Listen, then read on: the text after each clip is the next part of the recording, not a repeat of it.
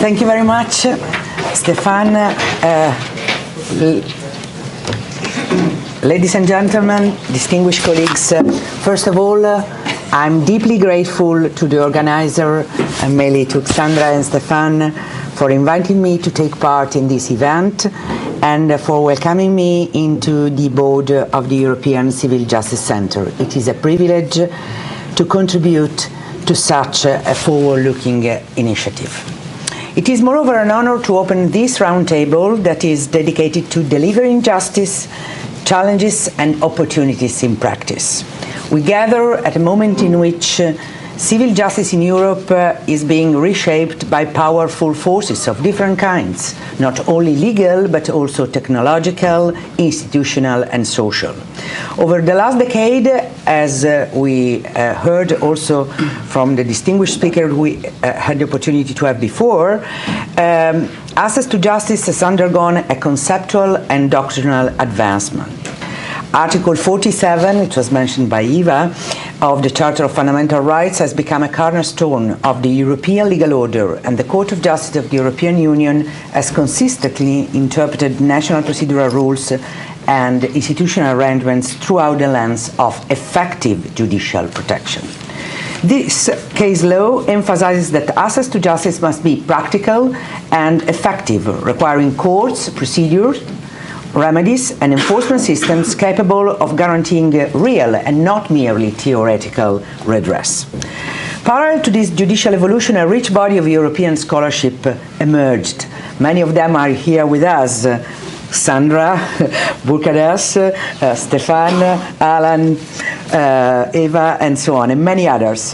And they have examined how civil justice systems must evolve to remain effective, fair and resilient in contemporary societies. First of all, I just express my thanks to the organizers and to the co-directors of the European Civil Justice Centre, and I just said that it is really an honor to open this roundtable that is dedicated to challenges and opportunities in practice delivering justice. As I said before, we gather at a moment in which civil justice in Europe is being reshaped by powerful forces, and I deem that there are three structural transformations that provide the conceptual backdrop for our discussion today. First of all, the digitalization of civil justice. Across Europe, courts are transitioning from paper-based to digital by default systems, so e-filing, digital communication, and so on.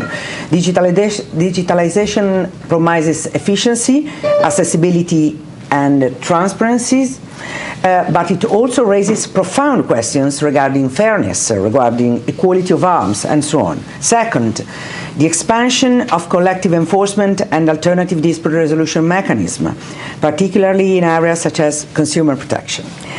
The Representative Action Directive and the new 2025 ADR Directive reflect a systemic shift. Access to justice is no longer seen only as access to courts, but as a broader ecosystem of complementary pathways for redress. Then third, the transformation of the legal service market. Empirical research shows that how rights are enforced depends heavily on the organization of legal services, the structure of law firms, the availability of unbundled legal services, the uptake of legal tech, and so on. Within this landscape, I deem that the three perspectives represented on our panel are extraordinarily valuable and complementary. None of our panelists truly needs my introduction, but I have the honor to briefly present them and their perspective today. Alexandre Biard, Head of Consumer Redress and Enforcement at BEUC and guest researcher at Erasmus School of Law, brings the voice of consumers and consumer organizations. His academic and policy work focuses on consumer dispute resolution, collective redress, and the effectiveness of enforcement mechanisms across the EU. He has authored influential analysis on ADR-ODR systems and mass harm redress, examining the persistent gap between formal consumer rights and practical access to justice. Paulien van den Grinten He's a senior legislative lawyer at the Dutch Ministry of Justice and Security, working in private law, civil justice, and private international law area. She has been closely involved in the development of Dutch collective redress legislation and the EU negotiation on international civil procedure and directive on representative actions. Drawing on her earlier experience as a litigation lawyer in private practice, she combines legislative expertise with a strong awareness of practical enforcement and access to justice issues. She perfectly reflects the perspective of the policymaker and the legislator. David Markworth, I hope the surname was correctly pronounced, is a professor at the University of Cologne, specializing in civil procedure, legal services markets, and the organization of legal services. His empirical research examines how law firms structure their services, how legal tech and regulatory reforms shape the delivery of legal assistance, and how market incentives influence access to justice. He has published widely on the evolution of legal services, and he can certainly offer a data-driven perspective on innovation in the legal profession. Finally, our discussant, Cristiaan Stokkermans, Professor of Company and Financial Law at the hosting university, Erasmus School of Law. He combines an academic focus on corporate governance, legal market structures, and professional regulation with extensive practical experience. Before joining academia, he practiced as a lawyer and served as a deputy judge at the Amsterdam Court of Appeal. His recent research explores alternative business structures for lawyers, the organization of legal services, and the evolving role of legal professionals in modern justice systems. To guide our discussion, at the very beginning I was thinking to divide our discussion with two questions, one on challenges and one on opportunities, but actually due to the format, due to the hybrid format, I think it's much better to mix the two questions that I will address to all the speakers. First, what are the principal challenges in delivering access to justice today across enforcement, procedure, and the legal service ecosystems? Second, which opportunities through digital innovation, collective mechanism, and institutional design can realistically be harnessed to ensure that justice is not merely proclaimed, but concretely delivered? Let us begin with the challenges and the opportunities with respect to the consumer's perspectives. Alexandre Biard, if you want, the floor is yours. Thank you very much, and congratulations for the launch of the center. It's a timely, very important initiative, and the fact that you invited stakeholders like BEUC means that you really want to cooperate with the outside world beyond academia, and I think it's very important. I will explain why. Just for those of you who don't know what BEUC is, we are the umbrella consumer organization based in Brussels. We have nearly 40 members. In the Netherlands, it's Consumentenbond, our key member. And we are in more than 30 countries. And we are very active on all those topics, ADR, collective redress, and to see what are the developments in the EU. On your question, Francesca, if we look at this issue as a market, the justice legal system, or justice as a market.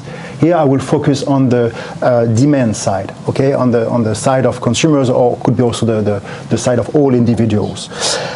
What is interesting is to see that barriers to enter this market are huge. Hercules, had to perform 12 labors. Well, I could count 12 labors, but I will focus on 4. The first one is for consumers or for plaintiffs to be aware that their rights have been infringed, to be aware that there is something going wrong, and to be able to detect that there is something going wrong. I don't know for you, but for me it's very difficult to know when I've been exposed to tracking, unfair profiling, or when my data, for example, have been used unfairly. It's nearly impossible. So imagine consumers who have, their daily life, busy life, families, and so on. I think this is their least priority, so to focus on this kind of problem. So being aware of their rights and being able to detect that something wrong is happening. This is the first issue. Second issue, okay, imagine you are aware of your rights. Now you need to prove it. And here it's another issue, huge information asymmetries that you are facing in this area compared to companies, traders, the black box effect. You know much more, much less than the company or the person in front of you, especially in the digital aspect. The third question, so imagine you are aware of your rights, you are able to detect the issue, you are able to prove it, good. Well done, but then you still need to find a good partner to vindicate your rights, and you should be able to know who you should turn to vindicate your rights. And here you have to swim in an ocean of information, and to find the trustworthy partners, because we have now a market for legal services with bad and good actors, For example, in the tourism aviation sectors, you have private claim management vehicles collecting claims, offering their services against a fee to consumer, whereas you have ADR providers providing exactly the same service for free. But for consumers, you don't know that it exists, so you go to the first one on your Google ranking list. So you have to navigate, find your way to find a trustworthy partner, and again in this emerging legal service market. And the fourth labor is to be patient, because it will take a huge amount of time. So this is the demand side. So you see, before entering to this legal system justice market, you have to face these issues, and only if you manage to alleviate those problems, then you will be able to meet the supply side, which is the justice system. So you see, we are not there. So this is for the dark side. Should I continue with the bright side, or okay? So I continue with the bright side.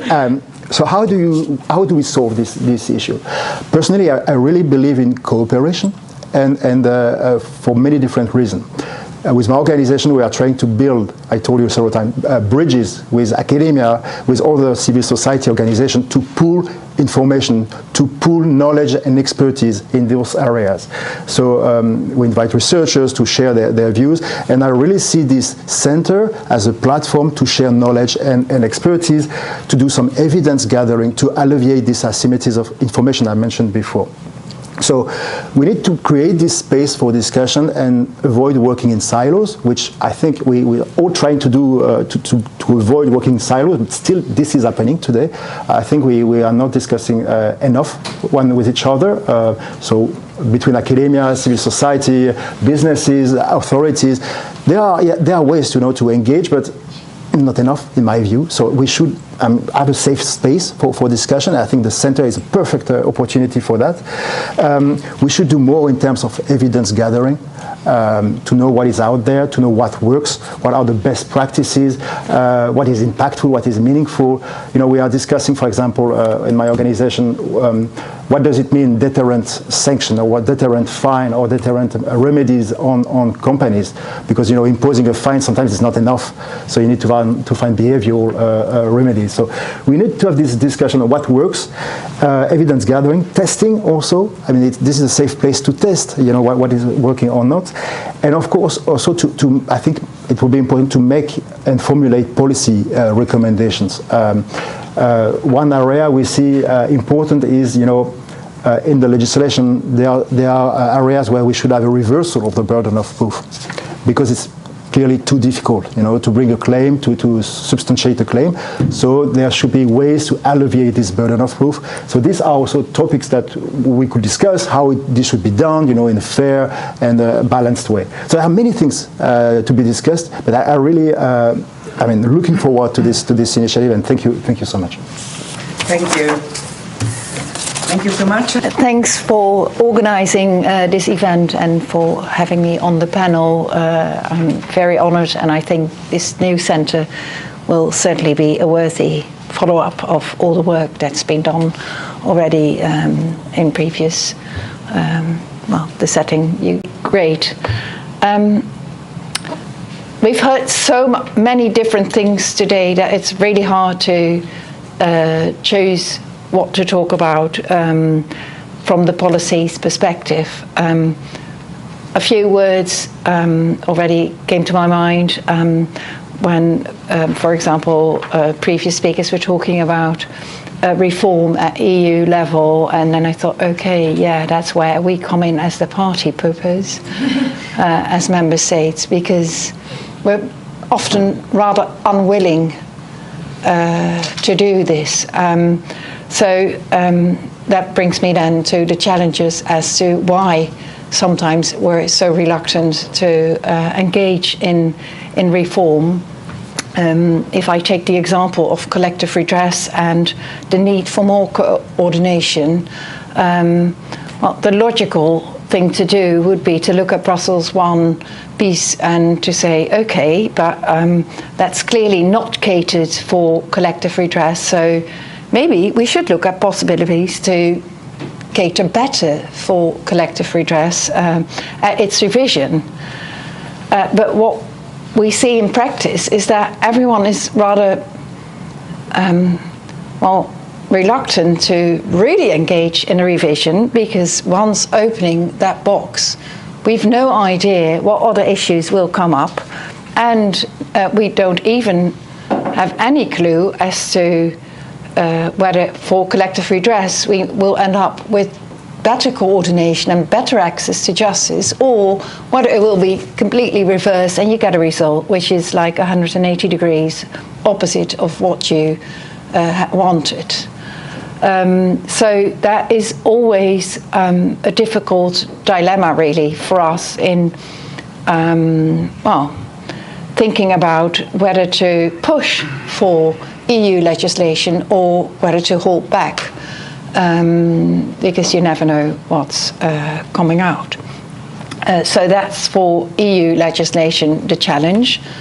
And then as regards digitization, which we've talked a lot about, well, I think I'm sort of in one of the worst positions coming from the Netherlands to talk about it, because we're really not doing well at all in this. We had a failed attempt to have automated and digitized procedures from 2016 to 2019. That was really stopped because people complained so much about how it worked. Then there are a lot of pilots and voluntary schemes set up by the courts to try and digitize procedures. And once it works well voluntarily, they come to us at the ministry and tell us, please make this compulsory, not for natural persons, but for at least all the professionals. Well, we've had one of those procedures where it would mainly be the bailiffs using it, like the seizure of goods would be done by the bailiffs. And they said, well, very nice that you're working on this, but the portal that you're setting up for us to enter and the electronic identification system doesn't match with ours. So we can't be forced to do that through your portal. We have our own electronic identification system. So yeah, that you have to find a solution, but since the Netherlands have rather long ago chosen to leave a lot to private parties, to the market. The bailiffs are a market party and their system is a market system. So you can't just force them to use a government system. And then on top of that, last week it was on the news that our citizens' electronic ID system will be sold to American companies. Which would be like a crucial, I think crucial if we use that also as our court personal identification system, that we know that there's not some person somewhere in the United States saying, okay, but yeah, let's just turn it off for a while, and then nobody could communicate. So that's like the challenges we have. And then on the bright side for digitization, I think the e-justice regulation has forced all the member states, but in our case it's really, I think, an incentive to work together and have like a more common electronic system through which to communicate. And I know that Ernst has worked for a long time on the, Ernst who's here, on the e-codex system, which has now been sort of reshaped and adopted at EU level, but it forces us also to open it up more for, I think once we've opened it up for the cross-border procedures at EU level, and if that works, it will be easier to hopefully roll it out and use it for national procedures as well. And then maybe one other point about reform of national civil procedure. Well, I know someone who's very critical in the Netherlands about how we do at that, and I have to agree that it's very hard. There's so many ideas for reform to enhance access to justice, citizen-centered, but in practice it's been really hard so far to implement it, and that has to do with the historical position of stakeholders. Yeah, if you're used to be like always part of everything, well, let's say the legal profession as a whole haven't been very much change inclined, I think. They don't really like change, at least in the Netherlands. So there aren't real support groups, even at the ministry. If we think, as we are now working on, we have a project to simplify civil procedure law. But there's not a natural support group, because the stakeholders, the courts say, yeah, maybe like if we've implemented it, it might really be useful at some stage in 20 years, but now we don't have the budget, and we are already so overwhelmed by the cases we have, although there is a decline in civil procedural cases, but still it costs them a lot of time and they're complex. So yeah, do you really have to bother us with this? The lawyers are saying, yeah, but what's in it for us? They don't like the change in itself. Bailiffs fear that they might be cut out of the process. So, yeah, we're sometimes looking for what kind of group in society. I mean, citizens won't speak up for themselves to require, to demand better access to justice. And thus it's really sometimes up to individuals or to our position as government to say, okay, it should be up to us, but we do need the help of others. So what we do is try and work together with stakeholders, and sometimes in the end we will get there. But if I see some other systems in other member states, I think they, at least at digitization and reform, they've really done better than us. So I really hope that we can learn a lot from them, and I think the center can be like really a spreading point for knowledge. And then you mentioned the ELI UNIDRA rules, and I think they could be also an inspiration for us to work from. And in that respect, yeah, I think the center can really help us also at national level to stay inspired and learn from each other, and sometimes give us a bit of a push, hopefully, to really get results. Thank you.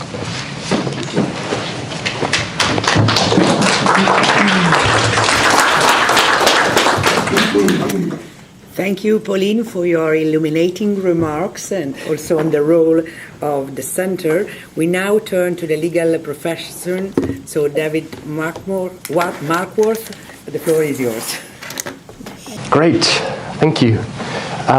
So I see this launch as an event, as an opportunity to make some suggestions on what, in my opinion, it would be worthwhile to focus the center's research on. I know, the center's founders certainly don't need homework. I think they have quite a lot of ideas on their own, but I guess, why else should they have invited us? So let me hand out some homework. So what I would like to focus on, or what I would like to highlight, are the challenges when it comes to regulating legal markets with the goal of promoting access to justice. So when you look at legal markets in general, the status quo is actually quite exciting. We see a lot of innovation in the legal services sector across Europe at the moment, new actors coming in, a lot of capital coming in from different sources, and even a sort of startup culture, especially in the field of legal AI, which you probably will already all have noticed. When it comes to access to justice, there are two challenges in particular, in my opinion. And the first is access to justice really our regulatory goal when it comes to the legal services sector and legal service provision? Because at the moment it is in some places in Europe, especially in the UK, in others it's not. So there's no pan-European solution, and the traditional goal of regulating the legal profession is safeguarding the independence, mainly from the state, which I think the European Union at the moment must really focus on. It's a big goal, but access to justice is not really found there. So that's the one challenge. Is it really the regulatory goal? The other and the main challenge is coming to terms with conflicting regulatory goals there, because you have access to justice maybe as a regulatory goal, but you also have the goal of providing good legal advice, or legal advice free of conflicts of interest. So we already heard that from Alexandre, and I really like that you have a new market with good and bad actors, and you cannot really decide which ones are the good ones. Are the lawyers really the good ones? Have they ever been? We have to work on that, and to see how this fits into each other. Access to justice, promotion of access to justice, and high quality, right or useful legal advice. And then secondly, I want to highlight the need for scholars to work at the intersections between legal services regulation and procedural law and consumer law in particular. And I would be happy to give two very small examples which we can delve into further. And the first one is the rise of so-called alternative business structures, very much discussed here in the Netherlands, also at the ECJ level and in other member states such as Germany, meaning an influx of capital into legal services providers, especially from private equity.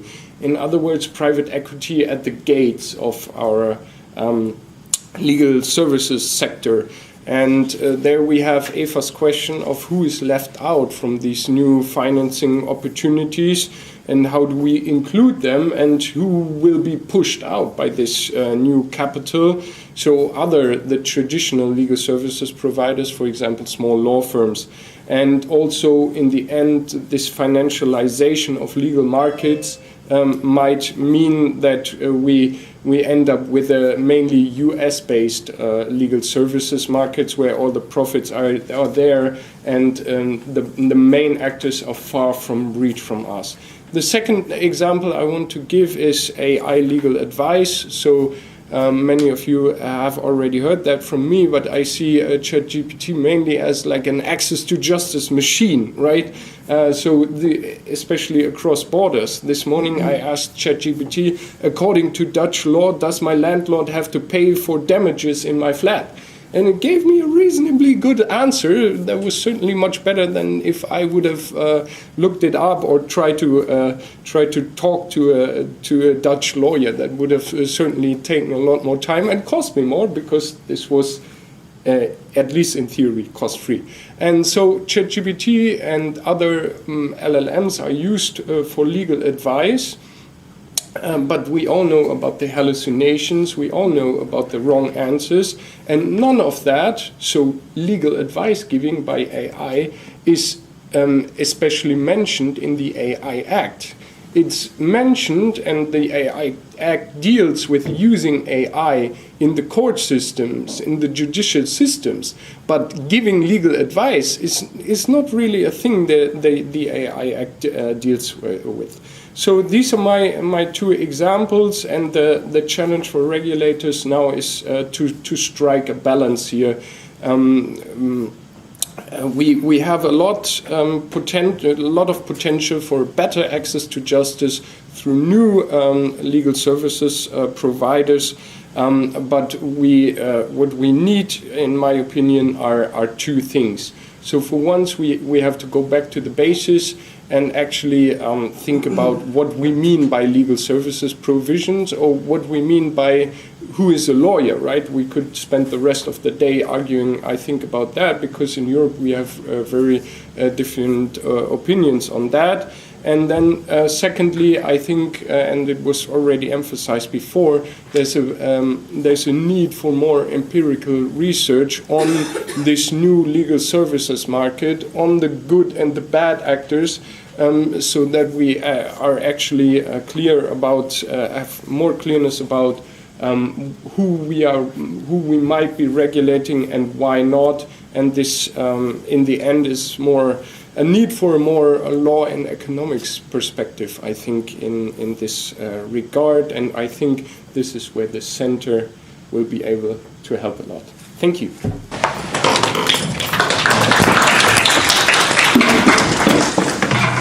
Thank you, David. And now we have our discussant. I invite him, Cristiaan Stokkermans, to comment briefly on the key challenges and the opportunities emphasized by our panelists. Been quiet all morning, so my throat is dry. Thank you very much, Francesca, and thank you, Xandra, and Stefaan, for the opportunity to speak to you. I feel a little bit like an outsider. I've been a corporate lawyer all my life, and am very used to look at complex problems from a very practical perspective. How will you really solve problems? And a lot of the issues at stake for this center are so complex that it is really difficult to do that. So how to combine the theoretical, the practical complexity of things to actually solving problems for people. And I think Paulien mentioned a few lines in the same direction. It is very complex. So I'm a discussant. I don't know what that means. I took notes, and actually all that I heard this morning was so inspiring to me, and to the things that I heard, I'm not going to discuss and go into details. I just wanted perhaps to then raise a few questions with regard to the speeches of each of the three participants. And Alexandre is first, and so he talks from a consumer perspective. Consumers, very important, of course, but it is, in my mind, if we talk about the law, I often talk about citizens rather than consumers. The consumer side is only one thing. And this morning it was also mentioned public interest litigation, for instance, if it's in the environmental department. Many people are concerned with their access to justice in that respect. And I wrote a note myself under the decision of the Court of Appeals in The Hague in the Shell case. So this is, their carbon emissions versus the need to reduce them. And the interest of many people to actually do that in the interest of the environment. And one of the things that struck me there was that the Court of Appeals said, well, Milieudefensie, so that's the public interest organization, the NGO starting the procedure, they can act on behalf of the Dutch people, but they do not have a right to act on behalf of all peoples in Europe, let alone all people of the world. And I think this issue of standing in international cases like that, and then more generally the issue of ordinary citizens to come up for public interest things, not necessarily only their personal interest, is very important in terms of the access to justice. Now, a second thing, completely different nature. If you look at consumers, you indicated, Alexandre, the demand side, so you're acting for the consumers, but then in the research that I have done and that Xandra and I are doing, we're also looking at the offer side, so the regulation governing regulated lawyers. Will that be helpful for access to justice? What you now see in the Netherlands is that, you have the magic circle, big law firms, big corporations, then you have a slice of, big slice of legal aid, financed, subsidized by the government, and then you have this huge market of ordinary people and small business owners, and give them access to justice. On the supply side, that market is greatly dominated by very, very small law firms.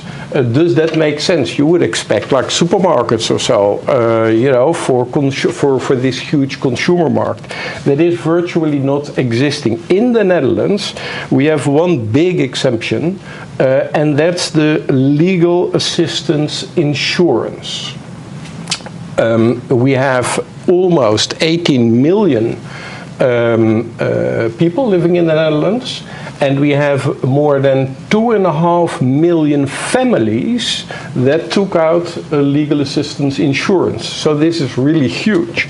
And under the rules, law firms may only owned by lawyers because, somehow they should be the best to do that, and their independence is important. But there is a huge exemption that in the Netherlands, legal assistance insurers may have in-house lawyers that can also work for the insured. And that's very exceptional in terms of rules in Europe, but it seems to work well. Policies are affordable, all sort of quality standards in place, and business cases being met. And we even go one step further, that on an experimental basis, these in-house lawyers of legal assistance insurers may also act for the non-insured. They call it the on-demand market. You know, as a customer, you go on demand. Well, I'm not insured, but can you still help me? Because, you know, your quality label, it appeals to me, and can you do that? So these are issues, I think, also opportunities for the center to take on, and we already made a start on that.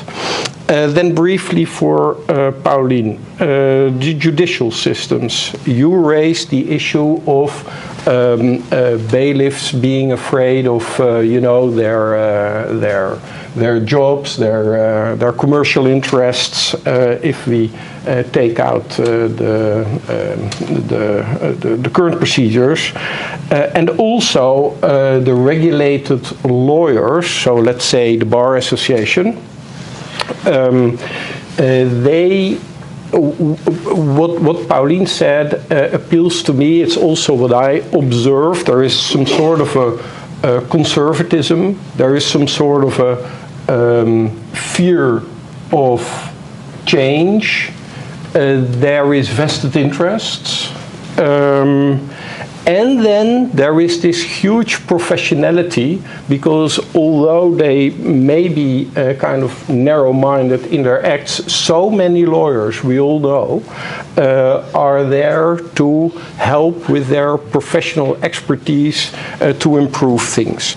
Now, it struck me in our law, the law on regulated lawyers, so to speak, advocatenwet. And then if you look at what's the mission, the purpose, you know, why should they do what they do for the Bar Association. Now, the Bar Association actually, if you just look at the law, is there to protect the interests of the regulated lawyers, their independence, their professional standards. And actually there is very, very little in there about, as a important systemic player, take responsibility with all their knowledge for, you know, advancing broader goals. And Ellen, you talked about the Brexit, and unfortunately, you know, we don't have the pragmatic approach of the British anymore. The Danish, the Dutch, we try to take over, but you know, it's not entirely that. But we can still go there and learn. And in Article 1 of the Legal Services Act 2007, they got a list of regulatory objectives that are the objectives of the law, but then also, you know, transpires to all the players need to work with that. And access to lawyers, consumer rights, you know, broader public interest, but also a healthy sector where it's nice to work, where people can earn their living, and you know, diversity also. In that sector, very, very important. And I think that helping these professional organizations like the Bar Association with actually changing their attitude. Yes, we are here also for the broader interest. They do a lot of that, but can be more focused and better. That would help. Now then, two points perhaps quickly on David's points.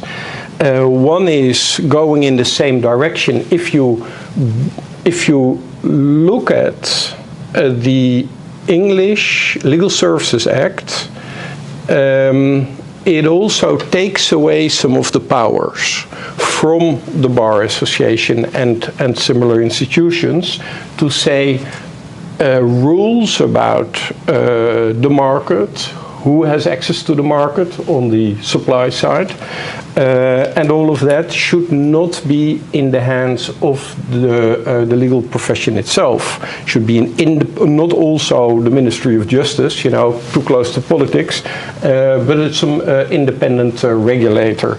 And I think that is an important thought too. Actually, there is a European directive requiring that, but in the Netherlands we're not quite living up to that. But that independency is important. And then third, or last, I must say, will it be helpful to actually, you know, guided by these broader regulatory purposes, objectives, would it be helpful to meet those, to admit private equity or other outside financiers to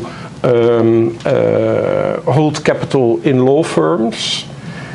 It's a very difficult question because it can have opportunities and challenges alike. But I'm not excluding that.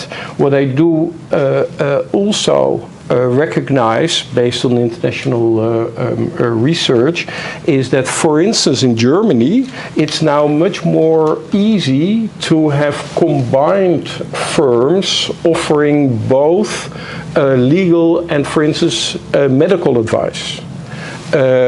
Legal and construction advice, you know, merging with architects and builders to look at the world from a more integrated perspective. So I think exploring venues like that, so that the actual demand on the consumer or citizen side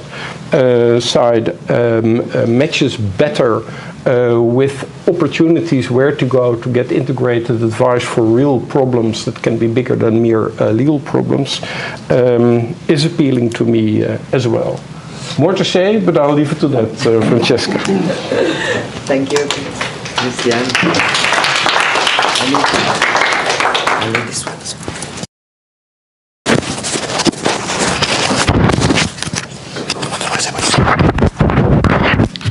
Thank you very much for that. We are running a little bit late, so I will be very, very short. I took some notes, some ideas, and they are called, I don't know what the term in English is, in Dutch it's called losse vlodders, but some ideas that I think could be of interest for us. First of all, thank you so much, Alan, for your keynote speech. I think, first of all, you really set the stage by pointing out, I think, a number of weaknesses that we're going from trust to mistrust, harmonization to unused EU civil justice instruments. But I'm very happy that at the end of your talk you turned these weaknesses into opportunities, and I think we should grasp that opportunity to look at those opportunities. You talked about putting the emphasis more on empirical civil procedure, on cooperation, evidence gathering, policy recommendations, etc.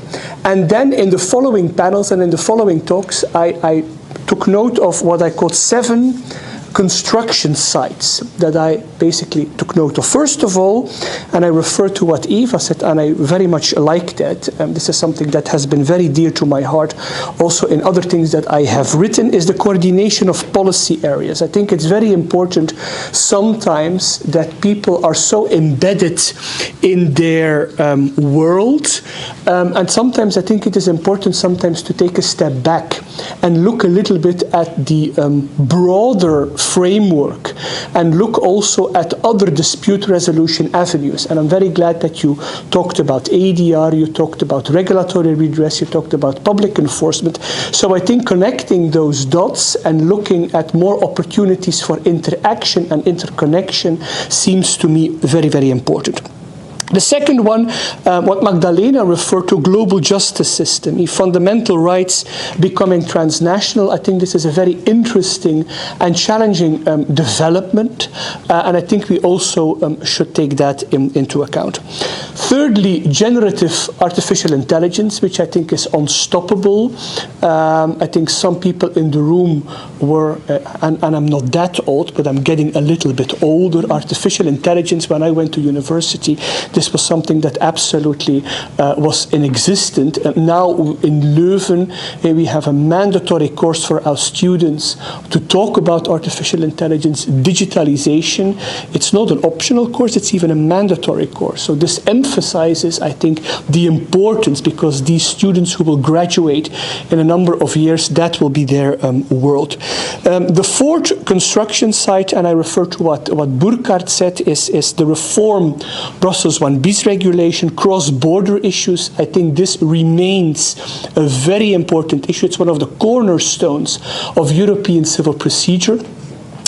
Fifth, digitalization of civil justice goes maybe hand in hand with generative artificial intelligence, but I think it's still a little bit different, and I refer to what Francesca has said in her panel and her panelists. Collective redress and ADR, maybe the sixth construction site. These are things that still on the European level remain very important. The Representative Actions Directive is now in place. We have seen it implemented in most EU member states. I think there are still one or two that still have to implement it. It leads to a lot of challenges. For example, third-party litigation funding, I think, is important. And on the other hand, there is the revision of the Consumer ADR Directive. There is now a compromise text. But then we will also see now the discussion starting with the revision of the CPC regulation, which will also be, I think, something to be followed.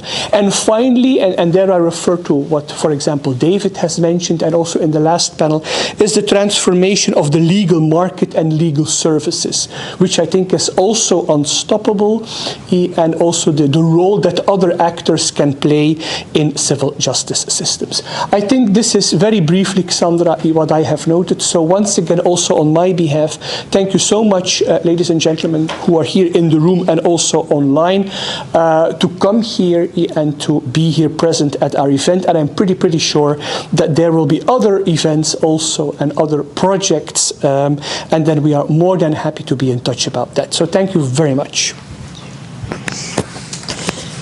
Thank you very much, Stefaan, for this very nice quick wrap-up, and also to catch up a little bit on the time. So it's for me to fully close the meeting now, but of course saying a little bit more about what we envisage with the center. It's also on our website, so you can also take a look at that. And what we want, or what also in the previous projects we have seen or have taken as a guideline, is to foster access to justice, what I call in a tailor-made jacket, because different types of disputes and different types of groups of people, individuals or collectively, need different types of, or may need different types of dispute resolution, and may also need, in the before coming to litigation or other means of dispute resolution, may need other types of legal services, and that is was also emphasized today. So this is why we take a broad approach in not only looking, for instance, at consumers or individuals or businesses, but we try to look at different perspectives and different angles. Good. So our vision is to create a hub, a network, because we're partially, or some of us are present here in Rotterdam, of course, our audience today, but working at Erasmus School of Law is a small group of people. But we see the center, and also in collaboration with KU Leuven and the University of Bergen and many others, as a network hub.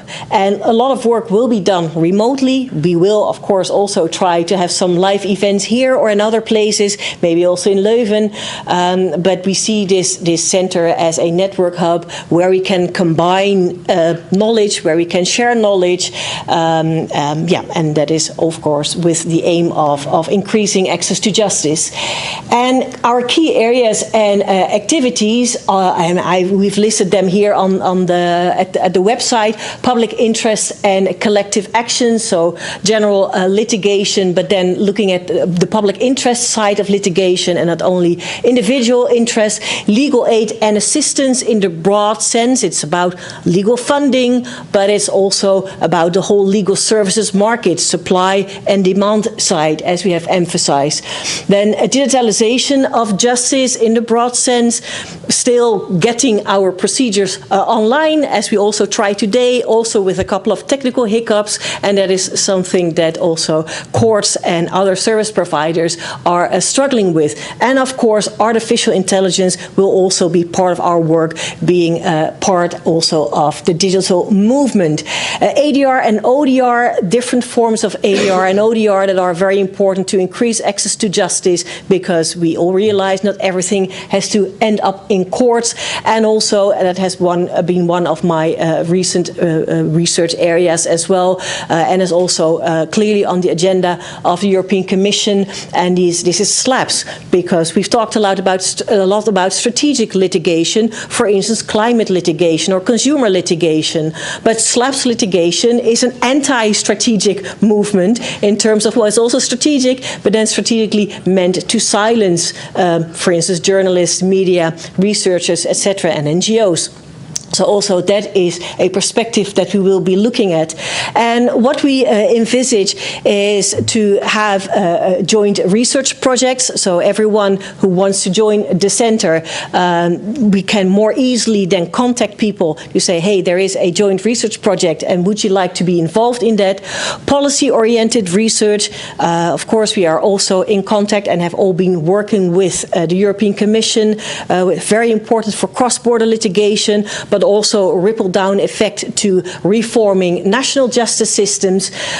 Training is important, and then we can also do that in combination with or in collaboration with, for instance, BUC, the consumer organization, and really having an impact on what happens on the ground, so different stakeholders. What we also find important, because, well, we are more or less established researchers, I could say, at least Stefaan and I and the others involved in setting up this center and the advisory board, but we also want to involve early research, early career researchers that are struggling to start a PhD, doing a PhD, wrapping up a PhD, and also, of course, after the PhD, maybe pursuing an academic career or having another career, but still linking to academics. Also, that is what we find very important, and then this research center can also play a role in that. Of course, also in our other events, we always try to not only look at our own peers and people that we've known because we grew up with them academically, but also look at the younger generation, because they are, of course, the future. So we very much want to involve them as well. And sometimes, especially when it comes, for instance, to AI research, and oh, wow, I didn't know that, that's really something new for me. So we also really learn from the younger generations that have, that grew up in a different time. So becoming a fellow, it's not an official thing, and we don't have high standards. Oh, you have to qualify and need 3 applications and referees.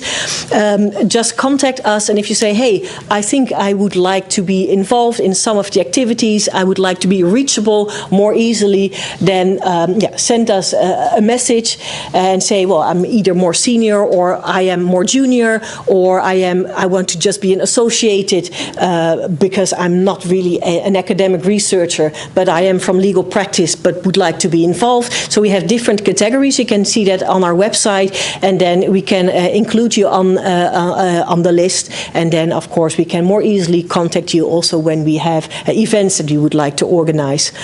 So I think that is what I wanted to say about the center, and I hope I haven't forgotten things. No, we've been talking long enough. Thank you very much for everyone, to everyone for being here in the room. I'm very happy that many people came, and also from different areas and different sectors. I'm very happy with that. Also very happy with, we had many people that wanted to join online. Of course, not everyone can in the end, but we had quite a good turnout also for the online.